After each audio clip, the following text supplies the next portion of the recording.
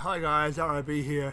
I just spent a couple of hours with Richard Harrington. Now, Richard Harrington, serial investor, entrepreneur, and philanthropist. He was on the show, Speak Up Monday, last night. I'll leave the link below if you didn't see the show. South African, an incredible story, and just a beautiful human being, right? Incredibly driven, incredibly humble, yet insightful and non-apologetic in the way that in his particular worldview. But the purpose of today is that, it's just a great reminder, right? The people that you spend time with, the people that and we hear this all the time, right? We hear this all the time, like you will be the average of the 5 people that you spend the most time around, right? We hear it all the time. But here's the thing, like, as you can see, as you can feel from my energy right now, I'm kind of peaking without drugs, right? Peaking without drugs. Because, like when you connect with somebody, right, at that level, who are holding a space for you to grow into, right? Holding a space, we call it a mentorship, mentee, but holding a space for you to grow into, magic happens. Magic happens. And the conversations that we had and the outcomes and the insights that were shared are things which are going to last me for a very long time, if not the rest of my life. Like life changing, no doubt about it, right? Life changing moments in those few hours that we had, and it was precipitated by the Speak Up Monday interview that we showed last night, right?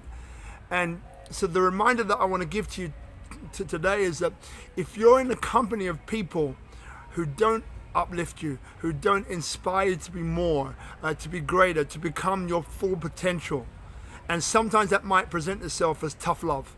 Sometimes that might present itself as hard. It's not always easy. It's not always, eating lemon pie, whatever that means, right? But it's not always, I'm just doing and I'm coasting and I feel good about what I'm doing. It's like my partner Marina, right? She's got this thing about Bali. It doesn't drive her, it doesn't push her.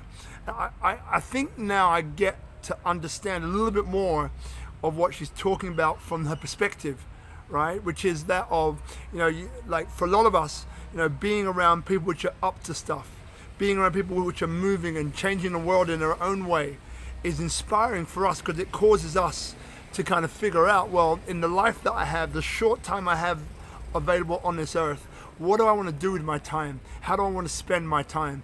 Who do I want to positively impact?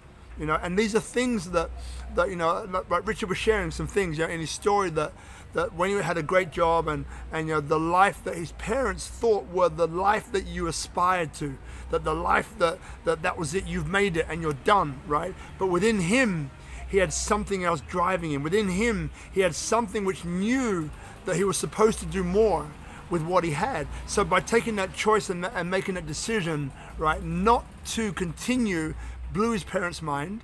But for him, he knew the call that he was asking for, the call that he was answering, and there was some other really, really very private moments in there. But like for me, what I took was like as Richard mentioned, like the Lion King, with Simba, like you're supposed to be an eagle, right? So play with eagles, right? What are you doing trying to be somebody else? Right now, I don't mean that to disprove or to look down upon anybody. Quite the opposite. It's a bit like this one. It's a bit like this.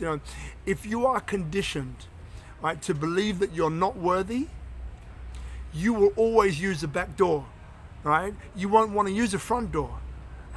What do I mean by that, right? So this is something going back into the British Empire and what they did with Africa, but it's not necessarily about that. What I'm trying to say to you is this.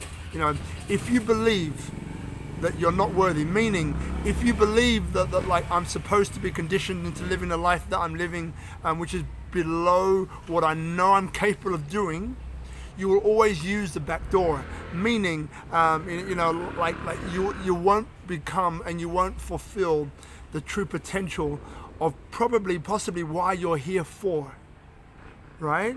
And the last thing I want to leave you, which came up in our conversation again, was, our heart as human beings, our heart came first. Our heart developed before our brain. Our heart developed before our brain, meaning our heart is independent of our brain. So when we make a decision, we take in all of the statistical analysis that we need, that our brain needs, right, to make a decision. But ultimately, go sit down by a tree, as Richard was mentioning, or lie on the beach. Like, get into an area where you can get into your heart to make that decision. Because as we know, our heart is more powerful than our brain. But as we do know now, our heart is actually independent of our brain.